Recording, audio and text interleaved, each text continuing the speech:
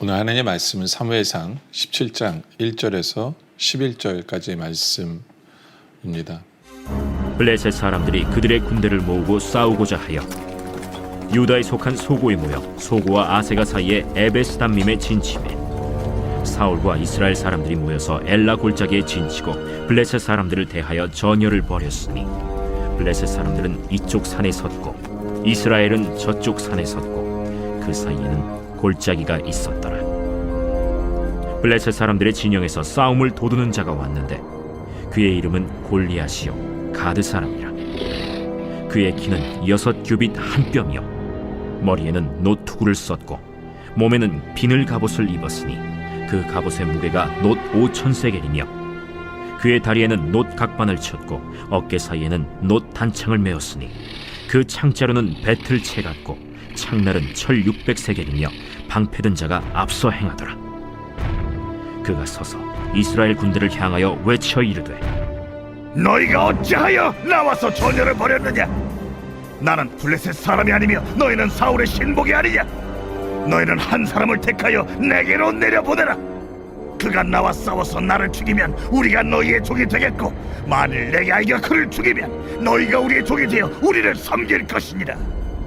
내가 오늘 이스라엘의 군대를 모욕하였으니 사람을 보내어 나와 더불어 싸우게 하라. 사울과 온 이스라엘이 블레셋 사람의 이 말을 듣고 놀라 크게 두려워하니라. 사무엘상 17장은 너무나도 유명한 장입니다. 우리가 너무나도 잘 아는 다윗과 골리앗, 바로 그 부분이 나오는 장이죠. 먼저 골리앗의 등장을 우리에게 보여줍니다. 골리앗이라는 엄청난 문제가 우리 삶에 발생했을 때를 생각해 보면 딱 맞습니다. 1절에 보니까 블레셋 사람들이 그들의 군대를 모으고 싸우고자 하여 유다에 속한 소고에 모여 소고와 아세가 사이에 에베스담밈에 진치며, 그렇죠? 이제 전쟁을 하려고 서로 진을 칩니다. 보통 평지에서 싸우고요. 진은 어디에 치냐면 양쪽 산에 두 군대가 진을 칩니다. 그렇게 이제 전쟁을 하려고 모인 거예요. 2절에 사울과 이스라엘 사람들이 모여서 엘라 골짜기에 진치고 블레셋 사람들에 대하여 전열을 벌였으니 3절에 블레셋 사람은 이쪽 산에 섰고 이스라엘은 저쪽 산에 섰고 그 사이에는 골짜기가 있더라. 이제 그 골짜기 평지에서 전쟁을 하죠. 근데 그때 4절에 블레셋 사람들이 진영에서 싸움을 돕는 자가 왔는데 그의 이름이 골리앗입니다. 이 사람은 가드 사람이고 그의 키는 6규빗 한 뼘이요 거의 3m 가까이 되는 거예요. 거의 3m, 엄청나게 큰 사람입니다. 어떻게 보면 기형적으로 큰 거죠, 그죠? 엄청나게 큰 사람이에요. 그리고 5절에는 머리에 노투구를 쓰고 몸에는 비늘 갑옷을 입었으니 그 갑옷의 무게는 놋 5,000세겔이며 5,000세겔이면요 이게 약 60kg 정도 돼요. 파운드로는 한 130파운드 정도. 입은 갑옷만 130파운드를 입은 거예요. 예. 그러니까 엄청나게 힘이 좋은 사람이죠. 6절에 그의 다리에는 놋 각반을 쳤고요. 어깨 사이 놋 단창을 메었어요. 그런데 그 창자루는 배틀채 같고 칼날은 철 600세겔이며 방패든 자가 앞서 행하더라. 이 창만 무게가 6.8kg 정도 돼요. 그러니까 파운드로 하면 15파운드 정도 되는 엄청난 무거운 창을 들고 있는 사람이에요. 거기다 혼자 있는 게 아니라 이 사람을 막아주는 화살 같은 게 날아오는 것을 막아주는 방패든 자가 이 사람 또 앞에 있었죠. 그러니까 엄청나게 힘이 센 사람이 등장을 합니다. 그러니까 이건 마치 우리 앞에 인간의 힘으로는 이길 수 없는 불가능한 문제가 우리 앞에 등장하는 것 같은 그런 부분이 생기죠. 그러면서 8절에 그가 서서 이렇게 이스라엘 군대를 향하여 외쳐 이릅니다. 너희가 어찌하여 나와서 전열을 벌였느냐? 나는 블레셋 사람이 아니며 너희는 사울의 신복이 아니냐? 너희는 한 사람을 택하여 내게로 내려보내라. 너희가 쳐들어왔고 우리가 싸우는 이유가 뭐냐? 한 사람 보내서 1대1로 싸우자. 뭐 다 죽고 죽기보다 1대1로 싸워서 9절에 그가 나와 싸워서 나를 죽이면 우리가 너희 종이 되겠고 만일 내가 이겨 그를 죽이면 너희가 우리의 종이 되어 우리를 섬길 것이니라. 그렇죠? 1대1로 싸우자는 거예요. 그래서 지면 상대방이 종이 되고 이기면 그냥 한 사람의 전쟁에서 이긴 걸로 하자. 이렇게 이야기를 하죠. 그래서 10절에 블레셋 사람이 또 이르되 내가 오늘 이스라엘의 군대를 모욕하였으니 사람을 보내어 나와 더불어 싸우게 하라 한지라. 그러니까 일부러 이스라엘 군대를 모욕하는 거예요. 자존심 상하게 만들고. 왜 이렇게 해요? 나오라는 거예요. 나오라는 거죠. 하찮게 보는 거죠. 하찮게 너희들은 나를 이기지 못해 라고 하찮게 보며 그들을 모욕하고 있는 골리앗의 모습. 그래서 어떻게 돼요? 11절에 사울과 온 이스라엘이 블레셋 사람이 이 말을 듣고 놀라 크게 두려워하는 모습을 우리에게 보여줍니다. 여러분들 우리가 이 질문을 한번 해볼 수 있어요. 왜 이스라엘에 이런 골리앗이 등장했을까? 왜 이렇게 모욕을 받고 있는 것일까? 믿는 백성이 하나님의 군대가 왜 이런 모욕을 받고 있을까? 그 이유는 바로 그거예요. 이스라엘 백성들은 큰 걸 좋아했어요.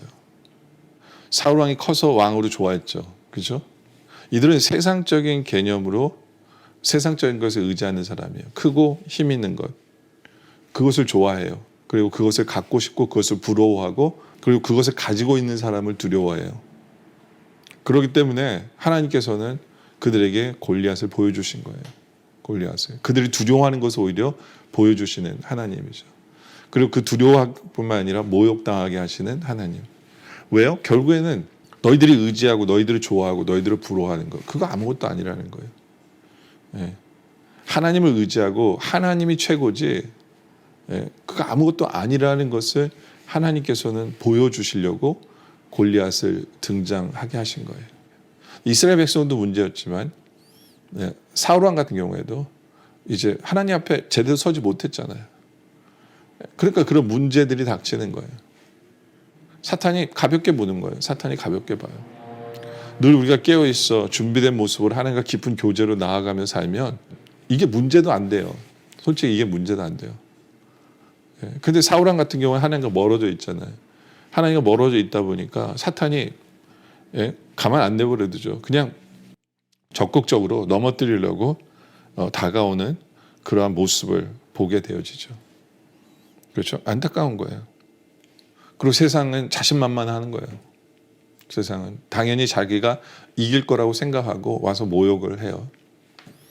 근데 우리는 찍소리 못하고 11절에 나온 것처럼 놀라고 두려움 속에만 있는 바로 그 안타까운 우리 신앙인의 모습. 혹시 이것이 우리의 모습이 아닌가를 우리가 생각해 보길 원합니다.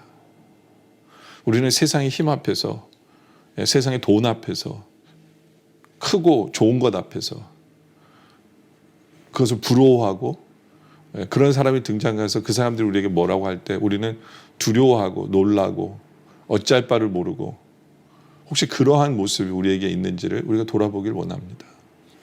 우리에게 그런 모습이 있다면 하나님은 더더욱 그것을 허락하세요. 더더욱 그런 것들이 우리를 모욕하도록 허락하세요. 왜요? 그것을 이기게 하심으로 말미암아 우리의 신앙이 성장하게 하시려고 하나님 그러시는 거거든요. 근데 우리 앞에 그런 문제가 있다라고 한다면 우리는 더더욱 하나님을 붙들어 승리할 수 있는 기회다라고 생각하길 원해요.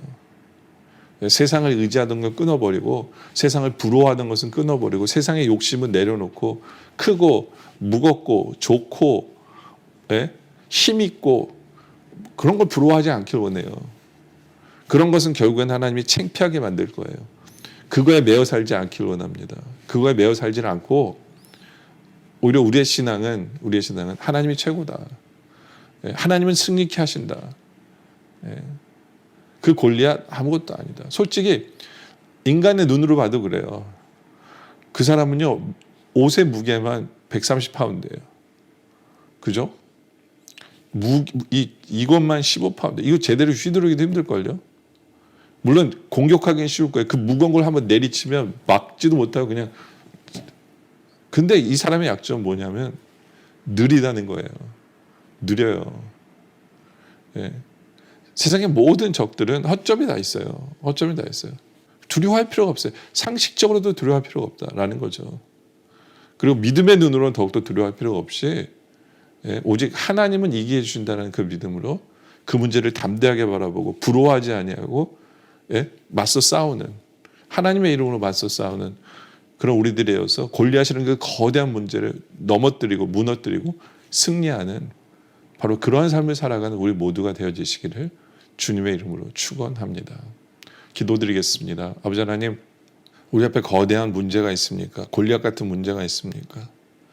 혹시 그것을 내가 부러워했고 내가 갖고 싶어했고 내가 좋아하고 내가 욕심을 부렸던 그러한 것이 나의 문제로 다가오지 않았는지를 돌아보게 하여 주시옵소서. 이제는 그것은 끊어버리고 오직 하나님만이 나의 힘이 되시고 하나님이 나를 이기게 해준다는 믿음으로 하나님을 의지하며 담대하게 맞서 싸워 승리를 간증할 수 있는 우리들 되게 하여 주시옵소서. 더 이상 두려워하지 않게 하여 주시옵소서.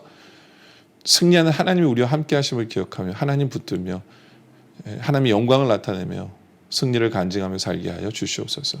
오늘 말씀에 감사드리며 계속된 기도 속에 함께 하셨길 바라며 예수님의 이름으로 기도드립니다. 아멘.